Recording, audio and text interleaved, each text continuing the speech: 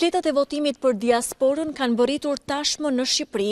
këtu në Parkun Olimpik, po përgatitet logjistika në mënyrë që brenda pak ditësh të nisë edhe paketimi i zarfeve. Përgatitja e materialeve zgjedhore parashikohet të zjas 5 ditë dhe i gjithë procesi do të monitorohet me kamera. Fletët e votimit parashikohet të mbërrijnë në vendet e Europës nga data 15 deri në 22 prill, ndërsa në Shtetet e Bashkuara të Amerikës apo kontinentet e tjera deri në datën 25 prill. 245.935 votuesve do të shkojnë në adresën e deklaruar zarfi me materiale zgjedhore, i cili përveç fletës së votimit do të përmbajë dhe një udhëzues të detajuar se si duhet të plotësohet ajo, si dhe 2 zarfe, një zarf i brendshëm A që mban fletën e votimit dhe zarfi B që ka një kod të personalizuar të votuesit, me shtetin ku jeton dhe qarkun se ku do të shkojë vota në Shqipëri. Shtetasve shqiptar u kërkohet që vullnetin e tyre ta shprehin brenda 3 ditësh nga marrja e zarfit, në mënyrë që fleta e votimit të mbërrijë në kohë në Shqipëri. Çdo votë që hyn në territorin shqiptar më vonë se ora 19 së dielës së 11 majit